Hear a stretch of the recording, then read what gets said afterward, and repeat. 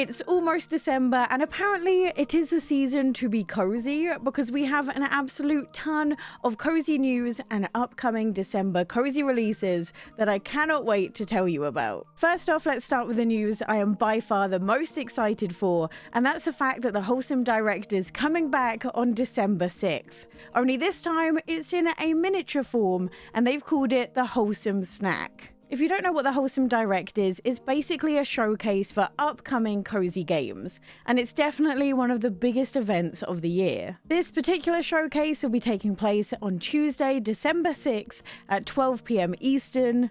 And if it's anything like last year's version, then it's going to be over 20 minutes of world premieres, demos, and exclusives. Although it is only a mini direct, I'm actually really excited about it because I think there's going to be quite a few cool announcements. Like, for example, earlier in the week, Fae Farm posted a sneak peek at the new DLC, saying we'd hear some news soon, so it could come up in the Wholesome Direct. And then you also have potential announcements of cozy games that don't actually have release dates as of yet, like Go-Go Town. Maybe we'll even get some news about Palia. Who knows, but I'm excited. Then we have Fashion Dreamer news, where they just announced their first ever update will be coming on December 5th. This is going to see the addition of new patterns, new showroom furniture, and a collaboration with a Japanese online magazine. And it looks like, at least from the poster, that this is going to be the update including all the butterfly items, which I am very excited for. They even showed this screenshot which shows an event being held on January 5th inside the game, so I don't know if this is going to be introduced in this update or the following update, which will be happening in 2024. The real interesting thing is going to be if the updates continue beyond the two that we know are scheduled. Either way, I'm happy to see more content being added to this game and more value to those who paid full price. Next is some Fantasy Life news, as just a few days ago we got a presentation including more news about Fantasy Life, but also some news about Professor Layton as well. Now, we already knew that Fantasy Life wouldn't be coming out till 2024 thanks to a tweet they put out earlier last month. However, I don't think any of us was expecting a release date of summer 2024, almost an entire year after they said the game was originally going to come out. Now, don't get me wrong, I'd much rather see the game be delayed and delivered to us finished and polished than give us something that needs a lot of work. Now, in the showcase, they described this as being a strategic decision.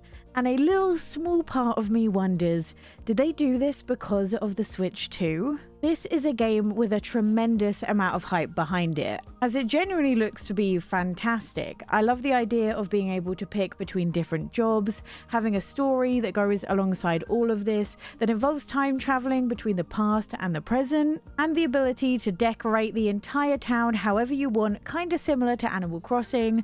There's a lot going for it. So in my mind, if a Switch 2 is on the way next year, would they really release this game right at the end of the life cycle? I don't really think so. Or it could just mean that there's no Switch 2 whatsoever next year. Who knows? On to the Professor Layton news. If you missed it, we're getting a brand new Professor Layton game called The New World of Steam.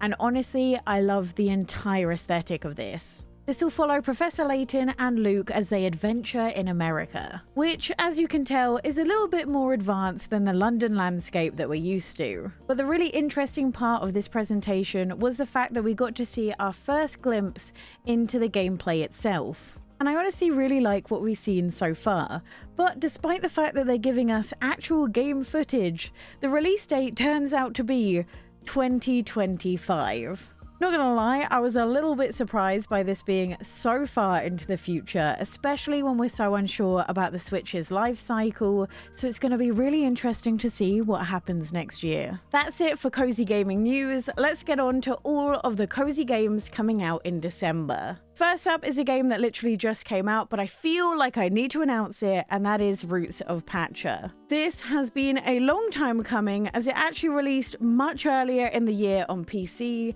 and ever since we've been eagerly awaiting for the Switch release date. Now, I played an absolute ton of this game when it first released on PC, and the good news is, having played it on the Switch now as well, it is a very good port. Not only does the game run smoothly, but I actually see very little difference between this gameplay and the Steam Decks, which is really good news. But if you somehow haven't heard of Roots of Patcha, it's a farming sim with a lot of differences compared to what we're used to. So even if you are a little bit burnt out on the genre, this might be the perfect game to pick up. Because this is actually a prehistoric farming sim. And although you can do all your classics like mining, gathering, farming, looking after animals, there's an awful lot different to it as well. And my favourite part about it is as you go, the people in your settlement will kind of come up with new inventions. So although you start off the game with just one pointy rock that kind of does it all, you'll slowly develop different technology, including the ability to make a well, tools, and everything like that will slowly progress not just your farming abilities, but also the whole settlement as well. And honestly, this transformation from just having a few tents to a whole bustling town has been something I've really enjoyed.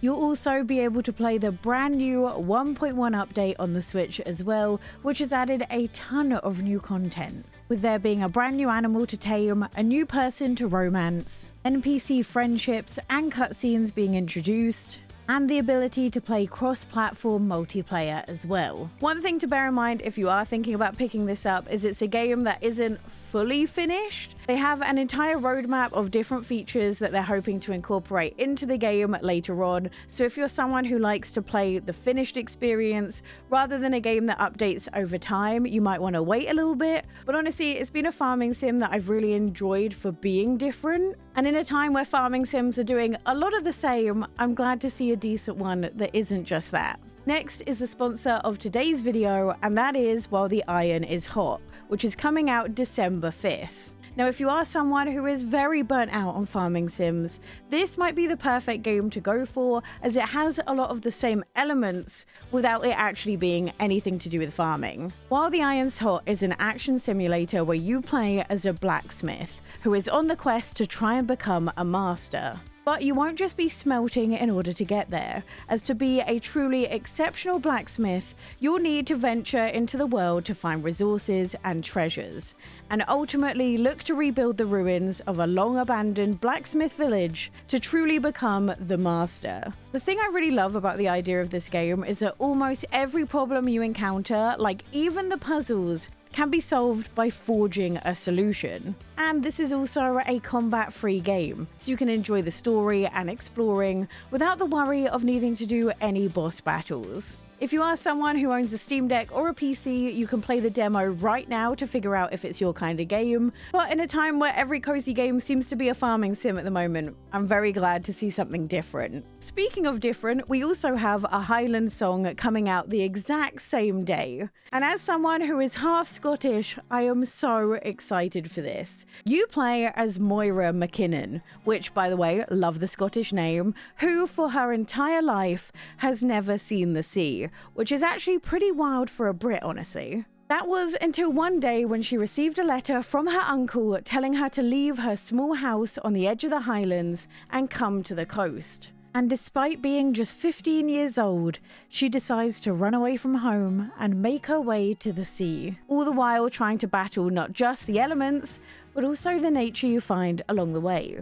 This will see you platforming, collecting map fragments to help you find faster routes to the coast, and also learn the story as you go, which is being beautifully narrated in a wonderful Scottish accent. This game also has a tremendous focus on the music as well, as there's even these rhythm sections that match up in time with the music, so you can really immerse yourself in it all. The Scottish Highlands is truly one of my favourite places on the entire earth, and the way this whole game is animated, the focus on music, is just perfect, and I can't wait for more people to experience one of the many reasons that I love Scotland. Then also launching on the 5th of December is the Disney Dreamlight Valley DLC and update. Now, I did an entire video on this, so I won't spend too long explaining it, but there's going to be a free update alongside the paid DLC, with the DLC content introducing an entire new area with the inclusion of 3 new characters, Rapunzel, Gaston and Eve, new critters, new forageables, and a lot more to be excited for. And then we're also getting a free update which includes a new star path and the addition of Jack Skellington as well. And from the 5th, if you're someone who owns Apple Arcade, you'll also be able to experience the game there, but without any microtransactions. I'm very excited to see what the DLC will have in store and also see how it runs on the Switch. The 5th is looking to be an incredibly busy day. Now next up is 2 games that haven't said they've been delayed, so I'm expecting to see an announcement sometime soon, so this is very speculatory, but this is Palia and the Eastward Octopia DLC. I definitely think Palia is one of the games people are the most anticipated for coming in December, mainly because in a time where money is tight, this is completely free to play, as this is a farming life sim MMO. Now if you missed it, just last week Palia had a pretty substantial update, which introduced new things like the Flow Tree Groves, a new creature to hunt, and a chunk more mainline story. But yesterday we got even more information about an upcoming update, including all things Christmas and winter, including being able to find decorations so you can decorate not only your house but also a Christmas tree as well. You'll be able to have snowball fights with people, and the news that a brand new temple is under development. They also stated that they've done some pretty substantial work to controller support. Now, although this isn't full controller support as of this moment, it should be easier to use a controller now than it was before. Now, here's where it gets interesting for Nintendo Switch players, because right at the bottom of this article, they said that they don't have anything new to share yet. And this to me doesn't seem like an announcement that it's being delayed, but they've also said that this is the last dev update until next year. So honestly, I don't know, but I'm gonna remain hopeful because Christmas just seems like the perfect time for this to release, as you could play it together over the holidays. And hopefully it'll be announced soon because they really don't have much longer left. Then we have Eastward Octopia DLC, which also again might be announced in the Wholesome snack. Who knows? But this is something else that said it was coming in 2023, and honestly, after playing the DLC at EGX, I am pretty excited for it. Eastward is actually a game I discovered earlier this year and fully fell in love with it.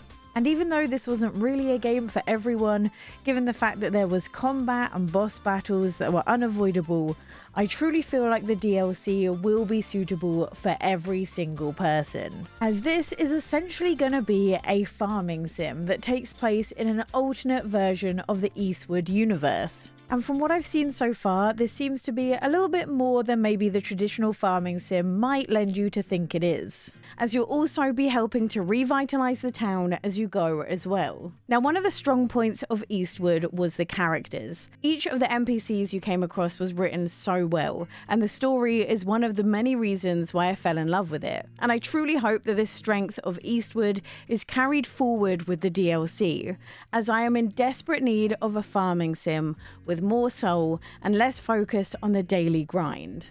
Now, you do need the base game in order to play the DLC, but you don't need to have played the base game to enjoy it. That's it for the Cozy Gaming news, but if you want to see my personal top 10 cozy games list, click this video here, as it was so hard to decide just 10.